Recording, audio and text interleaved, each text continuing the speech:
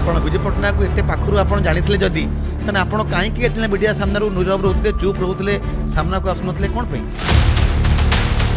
ଆଜି ପର୍ଯ୍ୟନ୍ତ ମଧ୍ୟ ଦିଲ୍ଲୀପ ରାୟ ମଧ୍ୟ ମୁହଁ ଖୋଲି ନାହାନ୍ତି। ବହୁ ଗୁପ୍ତ କଥା ତାଙ୍କ ପାଖରେ ରହିଛି। ନବୀନ ପଟ୍ଟନାୟକ ଏମିତି କ'ଣ କୁକର୍ମ କରିଥିଲେ ତାଙ୍କ ବାପା ତାଙ୍କୁ ଭଲ ପାଇବେନି କ'ଣ ପାଇଁ? ତାଙ୍କର ମନ ଭିତରେ ଯେଉଁ ଘୃଣା ଭାବଟା ସେଇଟା ପୁରା ବାରି ହେଇ ପଡ଼େ। ବିଜେଡ଼ି ସରକାର ପଳେଇଲା, ବିଜେପି ସରକାର ଆସିଲା, ଆଉ ଅନେକ ଲୋକଙ୍କ ନାଁରେ ଆପଣଙ୍କ ନେତାମାନଙ୍କ ନାଁରେ ବହୁତ ବଡ଼ ଦାଗ ସବୁ ଥିଲା। ସେ ଅରୁଣ ସାହୁ ହୁଅନ୍ତୁ, ଅତନୁ ସବ୍ୟସାଚୀ ହୁଅନ୍ତୁ, ସଞ୍ଜୟ ଶର୍ମା ହୁଅନ୍ତୁ, ବବି ଦାସ, ପ୍ରଣବ ବଳବନ୍ତରାୟ, କ୍ୟାପ୍ଟେନ୍ ଦିବ୍ୟଶଙ୍କର ମିଶ୍ର, ବହୁତ ଲୋକ ଆଜ୍ଞା ଅଛନ୍ତି। କିଛି ଆକ୍ସନ୍ ଏପର୍ଯ୍ୟନ୍ତ ଆପଣଙ୍କ ନେତାମାନଙ୍କ ଉପରେ ହୋଇନି। ତାମାନେ ଆପଣ ନେତାମାନେ କ'ଣ ସବୁ ସ୍ୱଚ୍ଛ ଥିଲେ? ନବୀନ ପଟ୍ଟନାୟକ ମଧ୍ୟ ନିଜେ ଜେରା ହେଇଛି। ନବୀନ ନିବାସରେ ମଧ୍ୟ ସିବିଆଇ ପଶିଛି। ସତର୍କ ନବୀନ ବାବୁ ଲୋକପ୍ରିୟ ନେତା ଥିଲେ ନା? ରାଜ୍ୟବାସୀ ତ ଏତେ ଥର ଭୋଟ ଦେଲେ, 24 ବର୍ଷ ତ କ୍ଷମତା ରହିଲେ ନା। ଶୁଣନ୍ତୁ, କଂଗ୍ରେସ ଏତେ ବଦନାମ ହେଇଯାଇଥିଲା ଯେ ତାଙ୍କ ପାଖରେ ବିକଳ୍ପ ନଥିଲା। ତଥାପି ଆଗକୁ କଂଗ୍ରେସର ଭବିଷ୍ୟତ ଅଛି। ଲୋକ ସିନା ରହିଲେ ଭବିଷ୍ୟତ ରହିବ, ଲୋକଙ୍କର ଯଦି ସମର୍ଥନ ନ ମିଳିବ ଆଉ ଭବିଷ୍ୟତ କ'ଣ?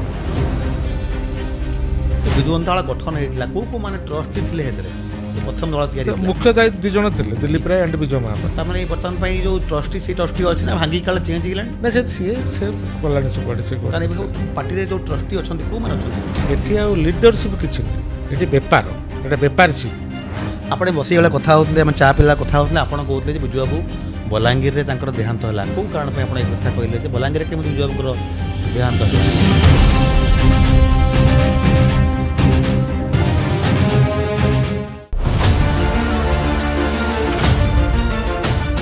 नमस्कार दर्शक बंधु, आज मो सहित पॉडकास्ट रे अछंती रायचरण पट्टनायक, राई भाई ना परिचित। बिजू पट्टनायक पाखरु राजनैतिक शिक्षा नहीं राई भाई परवर्ती समय रे ओडिशा रे जदिओ तांकर बेसी किछि कार्ती देखिया पे मिलिनी, किंतु अनेक गुप्त तथ्य, गुप्त रहस्य और बिजू पट्टनायक उपरे तांकर एते कड़ा दायित्व थिला जी मध्य तांको सामना मध्य करुथले। प्रत्येक समय रे बिजू बाबूंकर पाखापाखि रोथुवा राई भाई पाखुरा शुणिबा किभଳି थिला बिजू जनता दल गठन आ बिजू पट्टनायक केमिति थिले, दिलीप रायंकर आगमन प्रस्थान, ये सब विषय रे राई भाई आपन स्वागत करूची फोकस प्लस को। आपणकर गोटे इंटरव्यू देखुली 15 मिनिट रे आपण एक इंटरव्यू रे बहुत बढ़िया बढ़िया कथा कहले, जहाकू अन्य नेता माने मध्य कहि नांती आ अनेक लोक मते जान नथिले। कौन आपण बिजू पट्टनायक को एते पाखरु आपण जानिथिले जदी तने आपण काहेकि एतले मीडिया सामनारू नीरव रहुथिले, चुप रहुथिले, सामनाको आसुनथिले कोन पई? देखंतु मो गोटे कथा कहूची जे आज पर्यंत मध्य दिल्लीप राय मध्य मुंह खोली नांती। तथापि बहु गुप्त कथा तांका पाखरे रहिछि। बिजू जनता दलर 85 मसीह से विधायक होते, काउनसिलर तांका राजनीतिक जीवन आरंभ होता, एवं काउनसिलर तापर चेयरमैन तापर विधायक हेले। सी एकमात्र लोक जी एमएलए थी मतलब चेयरमैन थे। तो तापर आज पर्यंत राजनीति भितर जदि सी अच्छा किंतु 2000 मसीह जो दल गढ़ा ये कर अन्य कथा सब से प्राय लोक सब जानी, किंतु नवीन संगे जो विभिन्न प्रकार मत मुह खोलना बर्तमान ना। देखो दिलीप राय गोटे कथा मुझे कहूँ, दिलीप राय घर विजय घर गोटे पुओ भली, माँ भी पुओ करते ज्ञान पट्टनायक, सी भी कहते ये भी मोर पुओ। किंतु नवीन पट्टनायक मोर गोटे जहाँ धारणा, नवीन पट्टनायक विजय को आदौ भल पाती, मोर जहाँ धारणा मु किसी ना किसी कथा कहबी ता भीतर कथा जे आपण केमिति दाबी कर बापटा ता पुओ कहीं भल पाइबनी, कौन कारण थाई पारे? बाप सी तो कारण तो मुझे देखी, कारण से दिल्ली थिला बेले भी जाती घर पाक जाती, एठी भी आसिले भी लुचिकी रुहती 2-3 दिन रहा खरीदी मूड देखिक विजय को कहती किसी पैसा देती विदा कर दिखती। सेटा सी पर्सनाल किसी भल पाती से कारणटा तो बहुत सन्देह घेर भितर अच्छी। तो मीडियाटा भी कहवा भी अनेक नेता भी से कथा भी कहते किसी लोक कौन आप आज कहीपर नहीं एत बड़ा गुप्त रहस्यटे सी तो भल पाती जहाँ मुझे जानी आक्टिविटी जहाँ से भल पाती, दिलीप राय को बेसी भल पाती। नहीं आम जाचु जो गोटे पुओ चगला हुए बापा ताऊ गाड़ी दिए बाड़ाए कि रागे कि घृणा करे, नवीन पट्टनायक एमती कौन कुकर्म करते बापा भल पाइबे? से कर्मटा तो सहीटा आम कहीपर कारण आम तो प्रत्येक ये जिनस देखने, किंतु ମନ ଭିତରେ ଯେଉଁ ଘୃଣା ଭାବଟା ସେଇଟା ପୁରା ବାରି ହେଇ ପଡ଼େ। ଗୋଟେ ଚର୍ଚ୍ଚା ହେଉଥିଲା ଯେ ପୋଖରୀ କାଳେ ଥିଲା ବିଜୁ ମାଛ ଖାଉଥିଲେ ପୋଖରୀରୁ, ହଁ ସେଇଟା ଠିକ୍ କାଳେ କଥା। ଆସିଲା ପରେ ପୋତି ପକେଇଲେ, ଏଇଟା ସତ କଥା। ଏଇଟା ସତ କଥା। କୋଉଠି ପୋଖରୀ ଥିଲା? ସେଠି ପୋଖରୀ ନଥିଲା, ଗୋଟେ ଏମିତି ଛୋଟ ଗାଡ଼ିଆ ଭଳିଆ ଥିଲା। ସେ ନବୀନ ନିବାସକୁ ତାଙ୍କର ପଶିଲା ବେଳକୁ ଯେଉଁଠି ନବୀନ ବାବୁ ରହୁଛନ୍ତି, ସେଠି ଛୋଟ ଯେଉଁ କଇଁ ଫୁଲ, ଗୋଟେ ଗୋଟେ କଇଁ ଫୁଲ କଡ଼ ପଡ଼ୁଥାଏ, ତା ପତ୍ରଟା ଥାଏ, ସେଥିରେ କିଛି ମାଛ ଥାଆନ୍ତି। ତ ବିଜୟ ଯେତେବେଳେ ଖାଆନ୍ତି, ବ୍ରେଡ଼୍ ଖାଆନ୍ତି, ସେତିକି ବେଳେ ସେ ଯେଉଁ ତା ସାଇଡ଼୍ ଗୁଡ଼ା କାଟି ଦିଅନ୍ତି, ଟିକେ ଟାଣ ଥାଏ ତ, ତାକୁ କାଟି ଦିଅନ୍ତି। ସେ ଖାଇସାରିଲା ପରେ ସେ ତାକୁ ହାତରେ ନେଇକି ସେ ମାଛକୁ ପକାଇ ଦିଅନ୍ତି, ସେ ମାଛ ତାକୁ ଖାଆନ୍ତି। ତ ସେଇ କଥା କିଛି ଲୋକ ଦେଖିଥିଲେ, କିନ୍ତୁ ହଠାତ୍ ହଁ ନାଇଁ ତାକୁ କହିନଥିଲା। ସିଏ ଯାଇକି ଦେଖା କରି କଥାବାର୍ତ୍ତା ବେଳେ ସେ ତାଙ୍କୁ କଲାବେଳକୁ ସେଠି କାମ ହେଉଥିଲା, ସେଠି ମାଟି କାମ ହେଉଥିଲା ସେ ଲନ୍ ଗୁଡ଼ାକରେ, ନବୀନ ବାବୁ ଥିଲେ। ସେମାନେ କହିଲେ ନବୀନ ବାବୁଙ୍କୁ, ସେ ମାଟି ଯେଉଁ କାମ କରୁଥିଲେ ତାଙ୍କୁ କହିଲେ ଯେ ତୁମେ ସେଠି ପକାନି, ସେଇଟାକୁ ପୋତିବନି, କାହିଁକି ନା ଆମେ କ'ଣ କରିବୁ, ଆପଣ ସାର୍ଙ୍କୁ କୁହନ୍ତୁ, ନବୀନ ବାବୁଙ୍କୁ କୁହନ୍ତୁ। ସେଠୁ ସେ ନବୀନ ବାବୁଙ୍କୁ କହିଲେ ଭିତରେ ଯାଇକରି ଯେ ଆମେ ସେ ମାଛ ଗୁଡ଼ାକୁ ଆମେ ନେଇଯିବୁ, ଆମେ ରଖିବୁ, ଆଉ ତାକୁ ବିଜୁ ବାବୁ ତ ଖାଇବାକୁ ଦିଅନ୍ତି, ଆଉ ତାକୁ ପୋତନି। ସେ କଥାବାର୍ତ୍ତା ହେଉଛନ୍ତି, ତାଙ୍କୁ ଆଣିକି ସେ ଚା ଦେଇଛନ୍ତି, ସେ ଚା ପିଉଛନ୍ତି, ବାହାରେ ଆସିକି ତାଙ୍କୁ କହିଛନ୍ତି ଯେ ଆଗ ସେଇଟା ପୋତ। ବିଜେଡ଼ି ସରକାର ପଳେଇଲା, ବିଜେପି ସରକାର ଆସିଲା, ଆଉ ଅନେକ ଲୋକଙ୍କ ନାଁରେ, ଆପଣଙ୍କ ନେତାମାନଙ୍କ ନାଁରେ ବହୁତ ବଡ଼ ଦାଗ ସବୁ ଥିଲା। ସେ ଅରୁଣ ସାହୁ ହୁଅନ୍ତୁ, ଅତନୁ ସବ୍ୟସାଚୀ ହୁଅନ୍ତୁ, ସଞ୍ଜୟ ଶର୍ମା ହୁଅନ୍ତୁ, ବବି ଦାସ, ପ୍ରଣବ ବଳବନ୍ତରାୟ, କ୍ୟାପ୍ଟେନ୍ ଦିବ୍ୟଶଙ୍କର ମିଶ୍ର, ଅରୁଣ ସାହୁ, ବହୁତ ଲୋକ ଆଜ୍ଞା ଅଛନ୍ତି। କିଛି ଆକ୍ସନ୍ ଏପର୍ଯ୍ୟନ୍ତ ଆପଣଙ୍କ ନେତାମାନଙ୍କ ଉପରେ ହୋଇନି, ତାମାନେ ଆପଣ ନେତାମାନେ କ'ଣ ସବୁ ସ୍ୱଚ୍ଛ ଥିଲେ? ଦେଖନ୍ତୁ ବିଜେପି ଯେଉଁ ଯେତିକି ଯେଉଁ ଟାଇମ୍ରେ କଲା, ଯେଉଁ ଚିଟ୍ଫଣ୍ଡ ଫିଟ୍ଫଣ୍ଡ କେସ୍ରେ ସେମାନେ କଲେ, ସମସ୍ତେ ସେଥିରେ ବି ଜେରା ହେଇଥିଲେ ସମସ୍ତେ। ଇଭିନ୍ ନବୀନ ପଟ୍ଟନାୟକ ମଧ୍ୟ ନିଜେ ଜେରା ହେଇଛନ୍ତି, ନବୀନ ନିବାସରେ ମଧ୍ୟ ସିବିଆଇ ପଶିଛି, ସେ ସରୋଜ ସାହୁକୁ ନେଇଛି। ଦେବୀ ମିଶ୍ର ମଧ୍ୟ ଜେରାରେ ଅଛନ୍ତି, ତାଙ୍କର ଯିଏ ମୁଖ୍ୟ ସହାୟକ ଦିଲ୍ଲୀପ ମିଶ୍ର ତାଙ୍କୁ ଡାକିଥିଲେ। ଅରୁଣ ସାହୁ ମଧ୍ୟ ସେଥିରେ ଅଛନ୍ତି, ସଞ୍ଜୟ ଦାସ ବର୍ମା ମଧ୍ୟ ଅଛନ୍ତି, ଡକରା ବି ସବୁ ଅଛି, ସବୁ ଡକରା ତାଙ୍କୁ ହେଇଛି। ସେ କେସ୍ ତାଙ୍କର ସେମିତି ହେଇକି ରହିଛି ଏପର୍ଯ୍ୟନ୍ତ, ଯାହା କୋର୍ଟରେ ତାଙ୍କର କ'ଣ ହେବ କ'ଣ ନାହିଁ, କିନ୍ତୁ ନିର୍ଭର କରେ ବିଜେପି ଗଭର୍ଣ୍ଣମେଣ୍ଟ ଉପରେ, ସେମାନେ କ'ଣ ତାର ଉପରେ ଆକ୍ସନ୍ ନେବେ, କ'ଣ କରିବେ। କିନ୍ତୁ ଯେହେତୁ ଏପର୍ଯ୍ୟନ୍ତ କିଛି ହେଉନାହିଁ, ତେଣୁ ଆମେ ତାଙ୍କ ଉପରେ କ'ଣ ପ୍ରେସରାଇଜ୍ କରିବା କଥା ଯେ କାହିଁ କରୁନାହାନ୍ତି। ସରକାର ବର୍ତ୍ତମାନ ପାଇଁ କିଛି ଆକ୍ସନ୍, ତାମାନେ ନେତାମାନେ ସବୁ ସ୍ୱଚ୍ଛ ବୋଧେ? ହଁ ସେଇ କଥା ପଡ଼ିଛି, ଯଦି ସେମାନେ ଆକ୍ସନ୍ ନ ନେବେ ତାମାନେ ଜଣାପଡ଼ୁଛି ସେମାନେ ଶୋଷ। ବ୍ଲାକ୍ ରୋଜ୍ କେସ୍ ବି ଅଛି, ସେ କଥା ବି ଉଠିଛି। ତେଣୁ ଏମାନେ ଯେହେତୁ କିଛି ନ କରୁଛନ୍ତି ଏପର୍ଯ୍ୟନ୍ତ, ତେଣୁ କି କେତେ ଦିନ ୟାଙ୍କୁ ଲାଗିବ, ସମୟକୁ ଅପେକ୍ଷା କରିବାକୁ ପଡ଼ିବ। ବର୍ତ୍ତମାନ ପାଇଁ ପ୍ରଭାତ ତ୍ରିପାଠୀଙ୍କୁ ଦଳ ପୁରା ବିଦା କରିଦେଇଛି, କହିଲା ବାବୁ କହିଲେ ଯେ ସେ ଦଳରେ ନାହାନ୍ତି, ତାଙ୍କୁ ଆମେ ବିଦା କରିଦେଇଛୁ। ସିଏ ଦଳରେ ନାହାନ୍ତି ବୋଲି କହିନାହାନ୍ତି, ସେ କହିଲେ ଦଳରେ ସେ ଆଉ ନାହାନ୍ତି, ମାନେ ସେ ଯେଉଁ ସସ୍ପେଣ୍ଡ ହେଇଥିଲା ସେ କଥା କହିଛନ୍ତି, କିନ୍ତୁ ସସ୍ପେଣ୍ଡ ପରେ ଉଠି ସେଟା ମନେ ନାହିଁ। ମୁଁ ସେ କଥା କହିଛି ନା ଆଉ କିଏ ମିଛରେ? ନାଇଁ ସେଇଟା ଉଠିଛି ନା, ତାଙ୍କୁ ସେଟା ଚିଠି ହେଇଥିଲା ତାଙ୍କୁ, ସେଟା ଚିଠି ହେଇଥିଲା, ଚିଠି ହେଇଥିଲା ତାଙ୍କୁ। ସିଏ ତ କିଛି କେଉଁଠି କରନ୍ତିନି, ସେ ଯେଉଁ ଅନ୍ୟମାନଙ୍କ କହିଲେ ଦେବାଶୀ ନାୟକ ଦସ୍ତଖତ କରିଦେବ, ଗୋଟେ ସେ ବିଜୟ ନାୟକ ଦସ୍ତଖତ କରିଦେବ, ସେ ହଳିଆ ମୂଲିଆ ରଖିଛନ୍ତି ତାଙ୍କର। ଆଉ କିଛି ଲୋକ ରଖିଥାନ୍ତି, ଯିଏ ତାଙ୍କର ଆସେ ଏଇସବୁ କାର୍ଯ୍ୟକ୍ରମ କରେ, ତାଙ୍କର ସବୁ କରନ୍ତି। ତେଣୁ ସେଇଥିପାଇଁ ତାଙ୍କର ସେଇଥିପାଇଁ ସେ କାର୍ଯ୍ୟଗୁଡ଼ିକ ଆଜି ପର୍ଯ୍ୟନ୍ତ, ଯଦି ବା ସେ ଲୋକପ୍ରିୟ ନେତା, କିନ୍ତୁ ଲୋକପ୍ରିୟ ନେତା ବୋଲି ମୁଁ କାହିଁ ଭାବୁନି ସେ ଲୋକପ୍ରିୟ ନେତା ଥିଲେ ନା। ରାଜ୍ୟବାସୀଙ୍କୁ ତ ଏତେ ସାରା ଭୋଟ ଦେଲେ, 24 ବର୍ଷ ତ କ୍ଷମତା ରହିଲେ ନା। ଶୁଣନ୍ତୁ, କଂଗ୍ରେସ ଏତେ ବଦନାମ ହେଇଯାଇଥିଲା ଯେ ତାଙ୍କ ପାଖରେ ବିକଳ୍ପ ନଥିଲା ବିଜୟ ଗଲା ପରେ ଓଡ଼ିଶାବାସୀଙ୍କ ପାଖରେ। ତେଣୁ ନବୀନ ବାବୁ ଏକମାତ୍ର ବିକଳ୍ପ, ଏବଂ ବିକଳ୍ପ ତିଆରି କରିଦେଲେ ଦିଲ୍ଲୀପ ରାୟ, ବିଜୟ ମହାପାତ୍ର ଆଣ୍ଡ କୋ, ତାଙ୍କର ଯେଉଁମାନେ ସବୁ ସିନିୟର ଲିଡର ସେତେବେଳେ ଥିଲେ। ଏମାନେ କେହି ନଥିଲେ। ସେ ପ୍ରଭାତୀ ତ୍ରିପାଠୀ ହୁଅନ୍ତୁ, ଅମର ଶତପଥୀ ହୁଅନ୍ତୁ, ମହେଶ୍ୱର ମହାନ୍ତି ଥାନ୍ତି, ରଘୁ ମହାନ୍ତି, ସୂର୍ଯ୍ୟ ପାତ୍ର, ଏଇ ଯେଉଁମାନେ ସବୁ ସେତେବେଳେ ସବୁ ଆସିଥିଲେ, ବିଷ୍ଣୁ ଦାସ, ବିଜୟଶ୍ରୀ ରାଉତରାୟ, ପଞ୍ଚାନନ କାନୁନଗୋ, ତାଙ୍କର ସବୁ ସେଇ ଟାଇମ୍ର ଯେଉଁମାନେ ଲିଡର। ତ ପରବର୍ତ୍ତୀ ଅବସ୍ଥାରେ ଆସ୍ତେ ଆସ୍ତେ ବଦ୍ରି ପାତ୍ର ବି ଥିଲେ, ଆସ୍ତେ ଆସ୍ତେ ଡିଟାଚମେଣ୍ଟ ତାଙ୍କର ହେଇଗଲା। ବ୍ରଜ ତ୍ରିପାଠୀ ବି ଥିଲେ, ସୁର ନାୟକ ବି ଥିଲେ, ଭାଗତ ବି ଥିଲେ, ବହୁ ନେତା ଥିଲେ। ଆଉ ସେତେବେଳେ ମଧ୍ୟ ରାମକୃଷ୍ଣ ପଟ୍ଟନାୟକ ବି ଥିଲେ, ଗଞ୍ଜାମ ଟାଇଗର ଯାହାକୁ କୁହାଯାଏ। କିନ୍ତୁ ସେଭଳିଆ ନେତା ଆଉ ଆସିବା କଷ୍ଟ। ଇଏ ଯେଉଁ ପ୍ରକାର ଲିଡରସିପ୍ ବର୍ତ୍ତମାନ ଚାଲିଛି, ଏଠି ଆଉ ଲିଡରସିପ୍ କିଛି ନାହିଁ, ଏଠି ବେପାର, ଏଇଟା ବେପାରସିପ୍ ଏମାନଙ୍କର।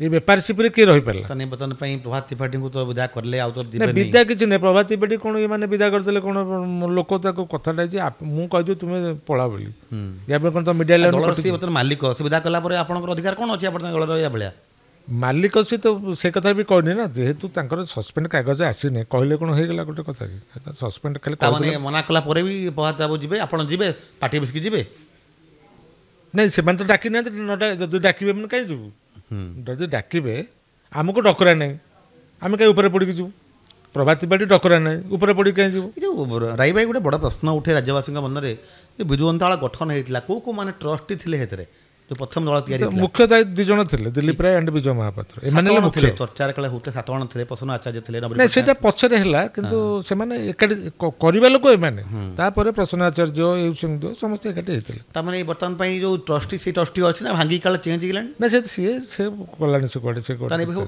ପାର୍ଟିରେ ଯେଉଁ ଟ୍ରଷ୍ଟି ଅଛନ୍ତି କେଉଁମାନେ ଅଛନ୍ତି ସବୁ एबे सब एई मान पा कहली एई सब व्यापारशिप वाला सब अछन କେଉଁମାନେ ଏବାର କଥା କହୁଛନ୍ତି ଆପଣ व्यापारशिप माने एई जे देखुछन जाक तो जो माने चोरी करी खाइचंती ତାହେଲେ ବାୟା ଜାନା ଯେଉଁ କଥା କହୁଥିଲେ हां से ठीक कथा बाया तो बहुत पछरे आसी छी दल पे ହଁ ସିଏ ବସ୍ କମ୍ किंतु बाया भी संगठनिक पिला संगठन दक्षता भी तार अच्छी किंतु एमाने जो मैनेजमेंट एठी नाही टोटली होनी मैनेजमेंट जोथ में प्रॉब्लम होइछ एठी के का कथा मानिया को नहीं के का कथा सुनिया को नहीं की कोडे काड मन इच्छा तार कहलानी ए डिसिप्लिन अब किछि नाही पार्टी भितर टोटल नाही डिसिप्लिन नाही काहे एमान को तुम विजय को पाकर तो समस्त अबुझा पो थिले मोर मन अछि जगतपुर गोटे मीटिंग हेतिला श्रीकांजना गोटे विवृत्ति देइथिले विजय को ऊपर लोक पूरा उत्तप्त कटक लोक किंतु जगतपुर मीटिंग करी श्रीकांजना विषय कहले जे जदि गोटे पुओ जंगरे हगी देछि मु कोन जंगटा को काटिदेबी से गोटे वार्ड रे एंटायर निर्वाचन मंडली पार्लियामेंट निर्वाचन मंडली बदली जाइथिला एवं श्रीकांजना जीतिथिले ତାହେଲେ ବର୍ତ୍ତମାନ ପାଇଁ ବିଜୁ किंतु नवीन बाबू कहीं समस्त नहीं सांगे जावा कथा से दिलीप राय हूँ विजय महात्र हूँ विजय महात्र को पुओ को टिकट दल विजय महात्र को दायित्व देते से कर किंतु एमाने गोटे कथा प्रथम मु आज भी कहूँ एमाने बीजेपी की छाड़ी पारे ना बीजेपी की जो दिन छाड़े जमी जलू मछटा काटिदेले जीवन पलैब मछर जीवन पलैब ସେଇଥିପାଇଁ ବିଜେପି ଆକ୍ସନ୍ ନେଉନି କି ଜୋର से न नहीं पारे आप देखिले तो आप देखो मत गोटे कथा कहतु डे 1 नो आज पर्यंत कौ बिल माने विरोध कर मत कहतु कौ बिल विरोध करना ये जो वाकअप कथाटे माने हाटर पड़ी कहीं गड़िला ना आंकर एक्सपीरियंस ना राजनैतिक जो परिपक्वता रहा कथा आंक पाखे ना और पश्चात पटर जो लोकटी अच्छी तार भी ना ना ये कथा भी आसता तुम तो दौड़ दे सुविधा कौन था ଆପଣ ବସି ବେଳେ କଥା ହେଉଥିଲେ ଆମେ ଚା ପିଲା କଥା ହେଉଥିଲେ ଆପଣ କହୁଥିଲେ ଯେ ବିଜୁ ବାବୁ ବଲାଙ୍ଗୀରରେ ତାଙ୍କର ଦେହାନ୍ତ ହେଲା କେଉଁ କାରଣ ପାଇଁ ଆପଣ ଏ କଥା କହିଲେ ଯେ ବଲାଙ୍ଗୀରରେ କେମିତି ବିଜୁ ବାବୁଙ୍କର ଦେହାନ୍ତ ହେଲା ନା ଦେହାନ୍ତ ହେଲା ନାହିଁ ପ୍ରତିମୂର୍ତ୍ତି ଉନ୍ମୋଚନ କରିବାକୁ ନବୀନ ବାବୁ ମନା କଲେ ଯିବାନି ବୋଲି କେଉଁଠି ବଲାଙ୍ଗୀର ବଲାଙ୍ଗୀରରେ କେଉଁ ମସିହା କଥା ଏଟା ଏଇଟା ହେଉଛି 2001ରେ ତା ପୂର୍ବରୁ ହେଇଛି ଏଇଟା 3 ବର୍ଷ ପୂର୍ବରୁ ସେଠି ମୁଁ ଆପଣଙ୍କୁ କହିଦେଉଛି ଯେ ଆମର ସେଠି ଦୀପକ ପାଣିଗ୍ରାହୀ ସ୍ୱର୍ଗତ ଦୀପକ ପାଣିଗ୍ରାହୀ ବୋଲି ଯୁବ ଜନତାର ସଭାପତି ଥିଲେ ଆମରି ସାଙ୍ଗ ସବୁ से 2 जन 3 जन थे जड़े सुभाष दीक्षित भी था संबलपुर आउ जिन महांती थे बारिपदारे तो सी हठात चलीगला एक्सीडेंट तो सी आसिक नवीन को कही आम गोटे विजुआंकर प्रतिमूर्ति करोटी बलांगीर ये हाँ हाँ करके भूल पोताती एमती किछ दिन गला कले ना तापर सी किछ दिन पर दीपक पाणिग्राही स्वर्गत दीपक पाणिग्राही निजे आसिक दिलीप राय कहले कहले आम टिके सेटा चाहूँ कर माने निज बापांकर प्रतिमूर्ति की उद्घाटन करा पुओ गले नहीं मूर्ति करने से आगे जाइए हाँ तापर सेठू गले मत आसिक से कही राजा महांती बोली से आमर से छात्र जनतार सेक्रेटरी थिला ऑल इंडिया राजा महांती एबे भी से अच्छे समरेंद्र साहू आ सुरेश प्रधान जिन महांती भी थाए बारिपदा सुरेश प्रधान अच्छे राउरकेला तो समस्ते थे दिलीप राय को जाकि समस्ते कहले एमती घटना गोटे विजुआंक प्रतिमूर्ति गोटे हम बलांगीर ना टोटाल जिले में कौट ना से कर कहले ठीक अच्छे तुम एस्टिमेट करके आण से गोटे एस्टिमेट करके आनी मूर्ति स्टैंड जो रोलाई आसो 5 लाख टका से नहीं बर्तमान ये जो सरकार चलती भारतीय जनता मुझे से तारी पर कहीदे 5 लाख टका से देते ମୂର୍ତ୍ତି ସେ ନେଇକି ତାର କାରିଗର ପାଖରେ କାମ କରିକି ଭୁବନେଶ୍ୱର ନା କେଉଁଠି କରିକିରି ନା କଟକ କେଉଁଠି କରିକି ସେ ତାକୁ ନେଇକି ଯାଇଥିଲା। ତଳୁ ଖୋଳା ହେଇକିରି ଯେମିତି ଷ୍ଟାଣ୍ଡରେ ରହିବା କଥା ରହିଗଲା।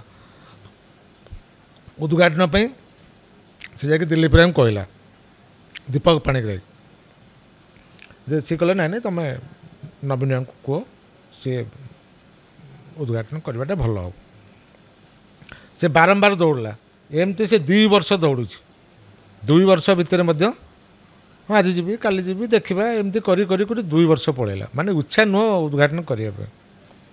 ସେ ତ ଦେଖିଲା ଯେ ଏତେ ଦିନ ଗଲାଣି, ତାପରେ ମୂର୍ତ୍ତି ରହି ରହି ରହି ରହି କାଳେ କେବଳ ମୁଣ୍ଡଟା କନାରେ ବନ୍ଧା ହେଇଥାଏ ଆଉ ଏଣ୍ଟାଟା ଖୋଲା ଥାଏ, ବେୟାର ବଡ଼ି ଥାଏ।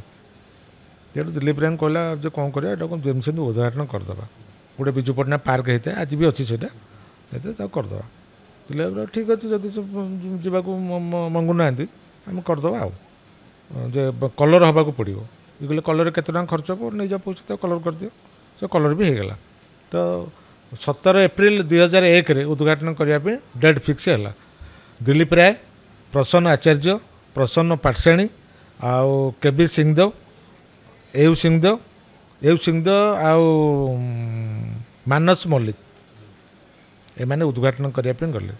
ଆମେ 3 ଦିନ ପୂର୍ବରୁ ରାଜା ମହାନ୍ତି, ସମରେନ୍ଦ୍ର ସାହୁ ଆଉ ସେଠି ସୂର୍ଯ୍ୟ ବେଜ ବୋଲି ଆମର ଗୋଟେ ସାଙ୍ଗ ଆଉ ବୁଲୁ ବିଷୟ, ସେମାନେ ସବୁ ଥାଇ ତାଙ୍କୁ ନେଇ ଅର୍ଗାନାଇଜ କରୁଥିଲୁ। ଆମେ ଯାଇକି ଦେଖା କଲୁ ଏଉ ସିଂଦେଓଙ୍କୁ ଯେ ଏମିତି ଉଦ୍ଘାଟନ ଆସିବ। ସିଏ କିନ୍ତୁ କହିଲେ ଯେ ମୁଁ ସେଠି ଯିବାଟା ଠିକ୍ ହେବନି, କାରଣ ଉପରୁ ଆମକୁ ନିର୍ଦ୍ଦେଶ ନାହିଁ, ଆଉ ଦେଖୁଛ ତ ସିଚୁଏସନ୍ ମୋ ଚାକିରି ପଳେଇବ।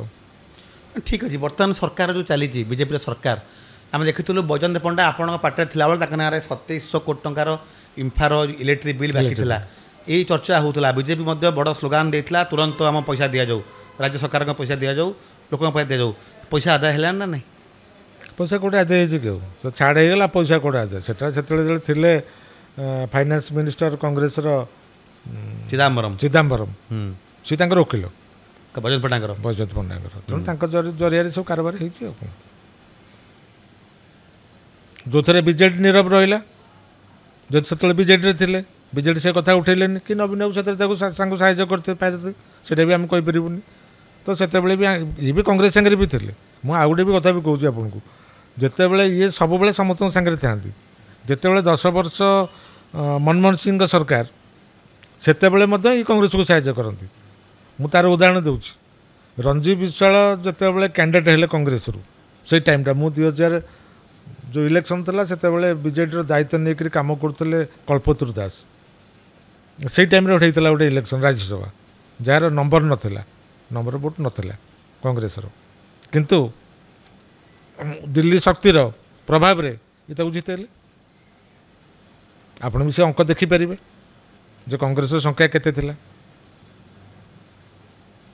ତେଣୁ ଏମାନେ ସବୁବେଳେ, ତାମାନେ ଆପଣ ଭାବୁଛନ୍ତି ବର୍ତ୍ତମାନ ପାଇଁ ନୂଆ ତୃତୀୟ ବିକଳ୍ପ ଦଳ ତିଆରି ହେବା ନିହାତି ଦରକାର ଅଛି? ନିହାତି ଦରକାର। କିଏ ନେବେ? ଏଠି ଟଙ୍କା ଆସିବ କେଉଁଠୁ? ଟଙ୍କାଟା ବଡ଼ କଥା ନୁହଁ। ରାଜନୈତିକ ଲୋକଙ୍କ ପାଖରେ ଟଙ୍କାଟା ବଡ଼। ଚେହେରା କିଏ ହେବ?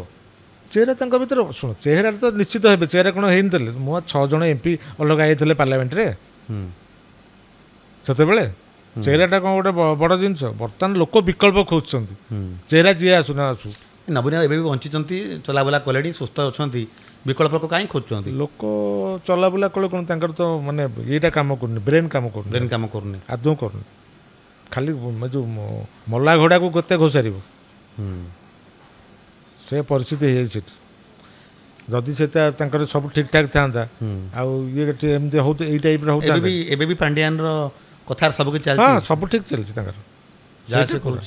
ସେ ଯାଇପାରିବେନି। ଏଇଟା ଗୋଟେ ଡ୍ରାମା କରିଥିଲେ ଯେ ଆମେ ବିଲ୍ ଗେଟ୍ସର ଚାକିରି କରିବି, ଏଇଟା ଗୋଟେ ଡ୍ରାମା ରଚିଥିଲେ। ଏଇ ଯେଉଁ 7-8 ରଥି ମେଳ ହେଇଛନ୍ତି ସବୁ, ଯାହା ନାଁରେ ସବୁ CBI କେସ୍, ସେଇମାନେ ଏକାଠି ହେଇଛନ୍ତି। ତେଣୁ ସେଇମାନେ ଏଇ ରଚନାକୁ ସ୍କ୍ରିପ୍ଟ ଲେଖିଥିଲେ ସବୁ। ଯାହା କହୁଛନ୍ତି ସେ କହୁଛନ୍ତି, ଯାହା ସେତିକି ତା ଭିତରୁ ଆସୁଛି ସ୍କ୍ରିପ୍ଟ ଅନୁସାରେ କାଗଜ ନବୀନ ସେତିକି କହିଦେଉଛନ୍ତି। ସେ ଜାଣିପାରୁନାହାନ୍ତି ମୁଁ କ'ଣ କହୁଛି, ଭୁଲ କହୁଛି କି ଠିକ୍ କହୁଛି। ତାହେଲେ ଆପଣଙ୍କ ମତରେ ବର୍ତ୍ତମାନ ପାଇଁ ଯେଉଁ ରାଜ୍ୟରେ ବର୍ତ୍ତମାନ ତ ଶାସନ ଚାଲିଛି, ଭାରତୀୟ ଜନତା ପାର୍ଟିର ଶାସନ ନେଇ କ'ଣ କହିବେ? ଶେଷ ପ୍ରଶ୍ନ ଆପଣଙ୍କୁ। ନାଇଁ, ଶାସନ ଦେଖ, ସେ ତ ନୁହଁ। ଏବେ ତ ଦେଖ, ଗୋଟେ ବର୍ଷ ହେଲା ଗୋଟେ ଗଭର୍ଣ୍ଣମେଣ୍ଟଟା ଅଛି।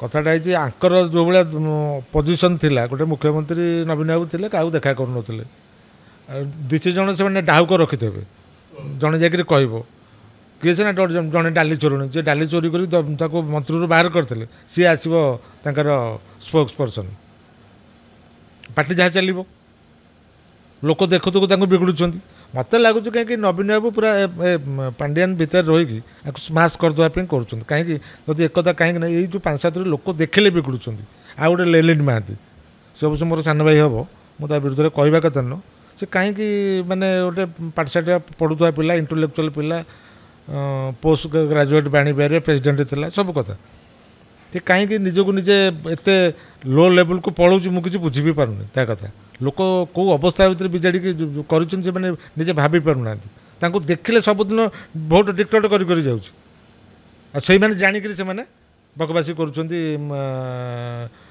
बुम धरिकी से लेलिन माती बुझीजा कथा तेणु दलर अवस्था या गोटे भैक्यूम पोजिशन होशार कांग्रेस से उठी पारुनी कांग्रेस को जीवाक सहजरे जो आम भावुलु जो कांग्रेस जो लोक आसरी बीजेडी की मैंने बैक कर कि से बैक अवस्था ना जहाँ मुझे देखुँ कहीं कांग्रेस को आसुना कारण कौन कारण हूँ गोटे भोटा गोटे देखुँ भोट प्रति एत ऑल इंडिया भी जो बड़ी लड़िया कथा लड़ा ना ना ऑल इंडिया भी ऑल इंडिया भी नेतृत्व अभाव रही ना सोनिया गांधी की लोक ग्रहण कर ना राहुल गांधी की ग्रहण कर ना प्रियंका गांधी की ग्रहण कर तेणु किंतु से माने कांग्रेस टाक माड़ी बसिक रही बिना कांग्रेस टा हो पानी एपटे भोटा गोटे पारालाल डिविजन हो गई चलती भारत वर्ष में आज देखूँ जिते बड़े जो अवस्था देखूँ ये घटना घटू तेणु लोक बीजेपी की प्रेफर कर गोटे हिंदुजिम लोक मान भितर बढ़ीगला आस्ते आस्ते बढ़ी बढ़ी बढ़ी बढ़ी चली तेणु कांग्रेसटा जदि टे आसंता पोजिशन को ताले कौन गोटे हो पारता तेणु हो पारनी तेणु लोक आउ गोटे विकल्प खोजुं तार कारण हूँ बिजू बाबू सांगे कम करुवा लोक जो मैंने पूरा एकदम बाडिया लोक जहाँ कहते से लोक मैंने से मैंने कांग्रेस को जीवाते कहीं कांग्रेस विरुद्ध जीवन जहाँ गपी तेणु से केवे जापरें आपड़ भी देखूँ जो भक्तदा पीसीसी प्रेसिडेंट होती सी तो कांग्रेस को जो भाया लंगला कर आसेम्बली में खोलीदेव जदि नहीं आसो देखो कौन से कौ अवस्था कह सिकांजना कथा कहते कि राजनीति से गोटे जिनस सी कि भल संगठक लोक जीवन में बहुत कष्ट कर आम कम करूँ से आम गोटे साइकिल रैली आसलु साइकिल रैली गोटे होता कांग्रेस हटा ओडिशा बंचाओ